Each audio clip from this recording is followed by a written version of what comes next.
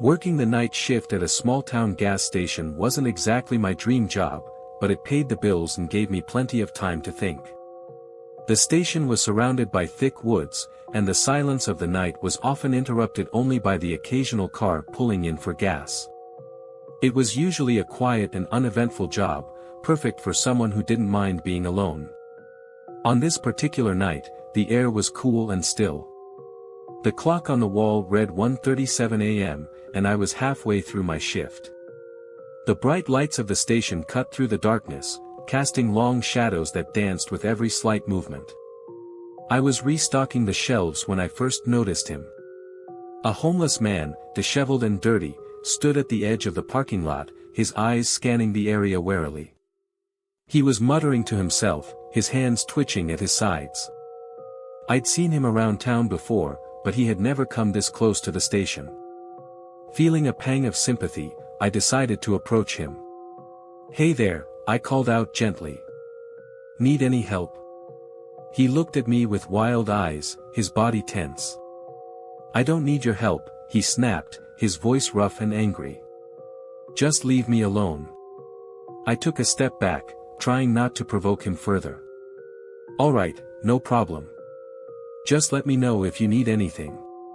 He muttered something under his breath and turned away, pacing back and forth at the edge of the lot. I watched him for a moment before heading back inside, keeping an eye on him through the window. The minutes ticked by slowly. A few cars pulled in, and I served the customers, all the while keeping an eye on the homeless man outside. His behavior was becoming more erratic, his movements jerky and unpredictable. He kept glancing towards the station, his expression shifting between fear and anger. I couldn't shake the feeling that something was about to happen. I tried to focus on my work, but my nerves were on edge. I glanced at the security cameras, making sure they were recording. The man's erratic pacing continued, and I wondered if I should call the police. As I was debating my next move, a car pulled in. A young couple got out, laughing and chatting as they made their way inside. I greeted them with a forced smile, trying to hide my growing anxiety. They browsed the aisles, oblivious to the tension outside. Suddenly, the homeless man stormed into the store. His eyes were wild, and his face was twisted in anger. "What are you looking at?" he shouted, startling the couple. "Sir, please calm down," I said, trying to defuse the situation. "There's no need for this." But he wasn't listening. He grabbed a can off the shelf and threw it at me, narrowly missing my head. The couple screamed and ducked behind a display, fear etched on their faces. Before I could react, the man lunged at me. He was stronger than he looked, and we fell to the floor, knocking over a display of chips. He swung his fists wildly, and I struggled to defend myself, my heart pounding in my chest. "Get off me!" I shouted, trying to push him away. He grabbed a shard of broken glass from the floor and held it to my throat, his eyes filled with desperation and rage. "I need money," he growled. "Give me the money." I nodded, trying to stay calm. Okay. Just let me up, and I'll give you what you want." He hesitated for a moment, then loosened his grip. I scrambled to my feet, keeping my eyes on him as I moved towards the register. My hands were shaking as I opened the till and pulled out the cash. "Here," I said, holding out the money. "Take it and go." He snatched the cash from my hand, his eyes never leaving mine. "Don't try anything," he warned, backing towards the door. Just as he was about to leave, a police car pulled into the lot, its lights flashing. The man froze, his face a mask of fear. He dropped the money and bolted out the door, but the officers were on him in seconds, tackling him to the ground. I sank to the floor, my body shaking with adrenaline and fear. The young couple emerged from their hiding spot, looking equally shaken. The officers cuffed the man and led him away, one of them staying behind to check on us.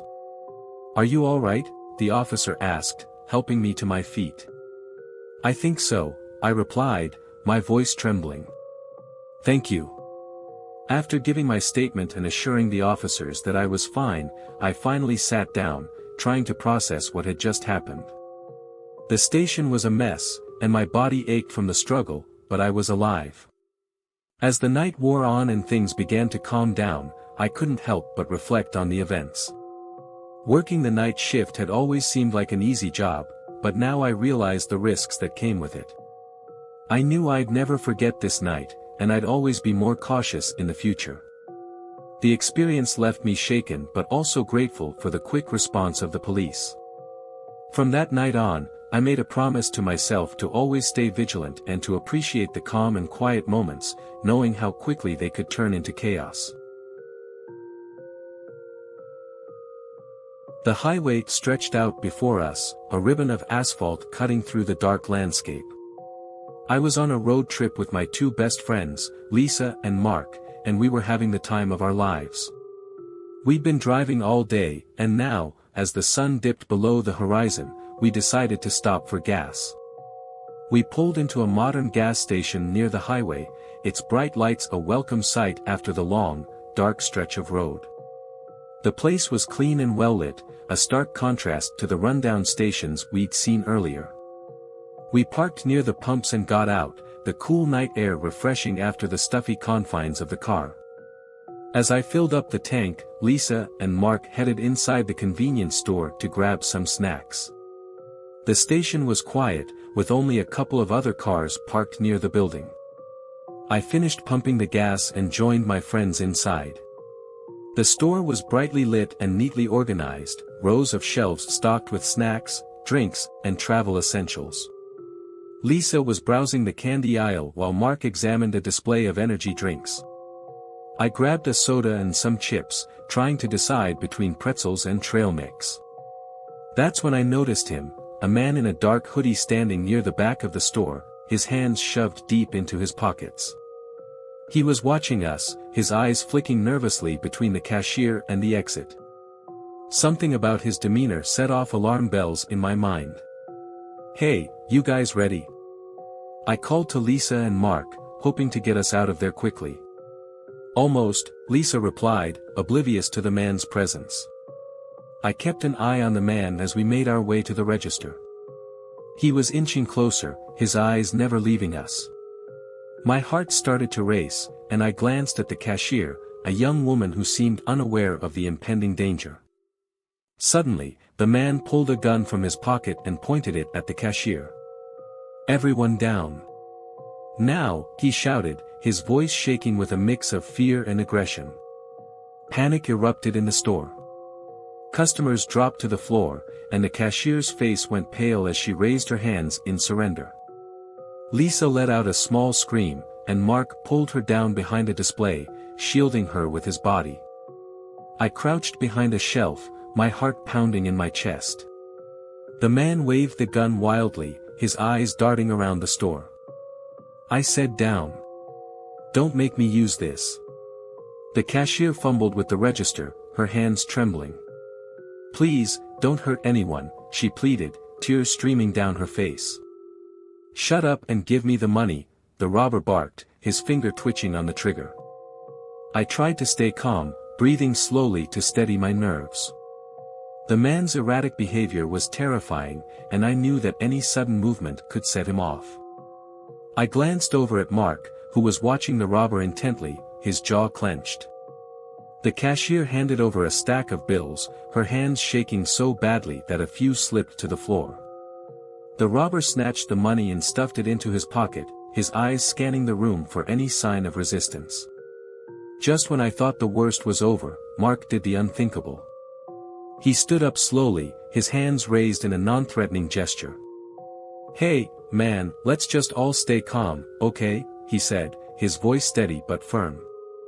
The robber's eyes widened, and he swung the gun towards Mark. "Sit down. Don't be a hero." "Look, we don't want any trouble," Mark continued, taking a cautious step forward. "Just take the money and go. No one needs to get hurt." The tension in the room was palpable. Lisa clutched my arm, her eyes wide with fear. I wanted to shout at Mark to sit back down, to stop provoking the gunman, but my voice caught in my throat. The robber's hand shook, the gun wavering. "I don't want to hurt anyone," he said, his voice cracking. "But I will if I have to." Before the situation could escalate further, the sound of sirens filled the air, growing louder by the second. The robber's eyes darted toward the door, panic setting in. He looked back at Mark, then at the cashier, his resolve crumbling. The police arrived in a flurry of flashing lights and shouted commands. "Drop the weapon." "Hands in the air," they yelled, their guns trained on the robber. The man hesitated for a moment, then dropped the gun with a clatter, his shoulders sagging in defeat. The police moved in swiftly, handcuffing him and leading him out of the store. We stayed on the floor, our hearts pounding as the officers secured the scene. It was only when the danger had passed that we finally allowed ourselves to breathe again. Lisa hugged Mark tightly, tears streaming down her face. The police took our statements and assured us that we were safe. As we got back in the car, the adrenaline began to wear off, leaving us shaken but grateful to be alive. As we drove away from the gas station, the lights flickering in the distance, I couldn't help but reflect on the night's events. We had come so close to disaster, but thanks to Mark's courage and the timely arrival of the police, we had made it through unscathed. The experience left a deep impression on us.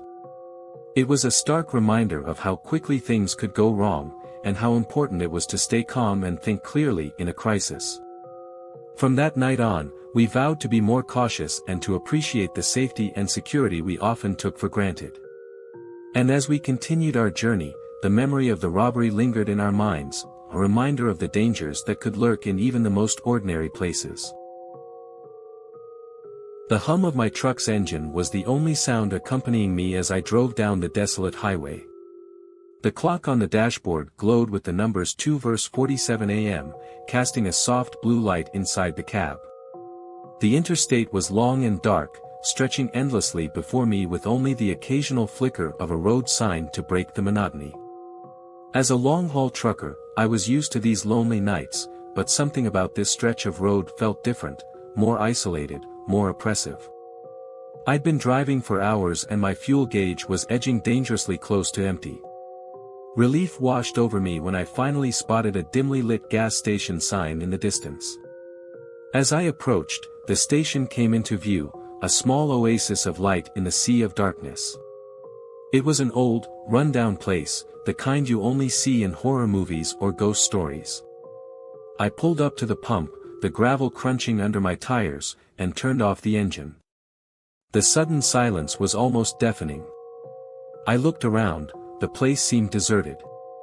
The flickering neon sign buzzed overhead, and a single overhead light cast long, eerie shadows. Gathering my courage, I stepped out of the truck and headed towards the small, dimly lit building that served as the station's office.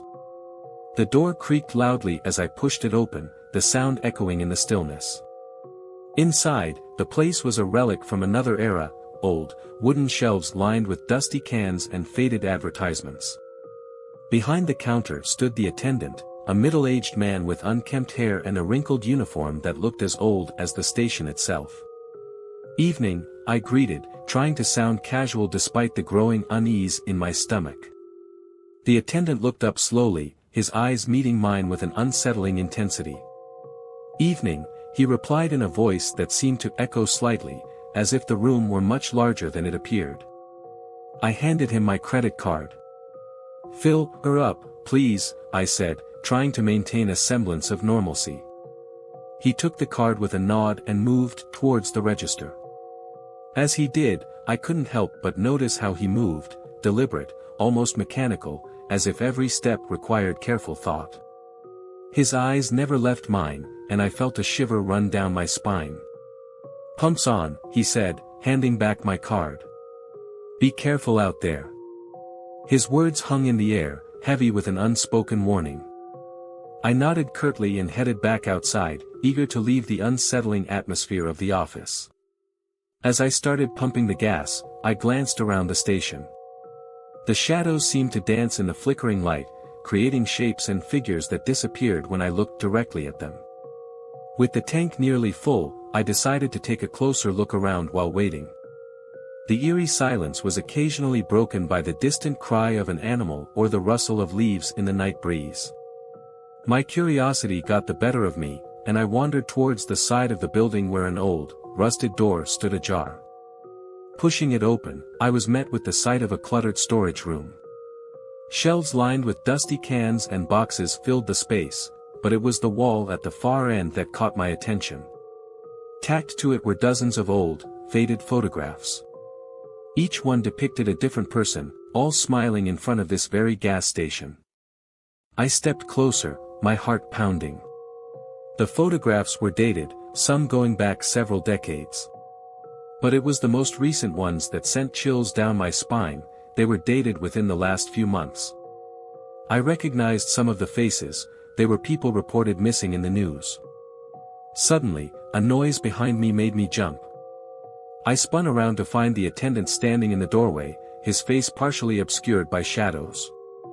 "Find something interesting?" he asked, his voice dripping with sarcasm. "I was just curious," I stammered, backing away from the photographs. "You should mind your own business." "You should mind your own business," he said, stepping into the room.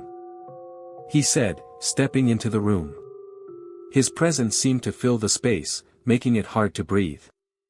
I backed up until my heels hit a box and I nearly stumbled. "What's with all the photos?" I asked, trying to keep my voice steady. The attendant's lips curled into a smile that didn't reach his eyes. "Memories," he said simply. "Souvenirs from travelers who've passed through." His words sent a wave of fear through me. "You mean, all these people?" He nodded slowly. "Not everyone is lucky enough to leave." I bolted for the door, but the attendant was quicker than he looked. He grabbed my arm with a vice-like grip, his face contorted into a mask of malice. "You shouldn't have come here," he hissed. Adrenaline surged through me, and I yanked my arm free, stumbling out of the room and back towards my truck. The attendant was right behind me, moving with an unnatural speed. I could hear his footsteps gaining as I fumbled with my keys. Just as he reached for me, I managed to unlock the door and throw myself inside. I slammed the door shut and locked it, my hands shaking uncontrollably. The attendant pounded on the window, his face twisted in rage. "Get out," he screamed. "You can't leave." I started the engine and floored the accelerator. The tires screeched as I sped out of the gas station, gravel flying in all directions. In the rearview mirror, I saw the attendant standing in the middle of the road, watching me with those cold, dead eyes. I didn't slow down until I was miles away from the station, my heart still racing. I pulled over to the side of the road to catch my breath, my mind reeling from what had just happened. As I looked back, the gas station was nowhere in sight, as if it had vanished into thin air. I continued my journey, but the experience haunted me.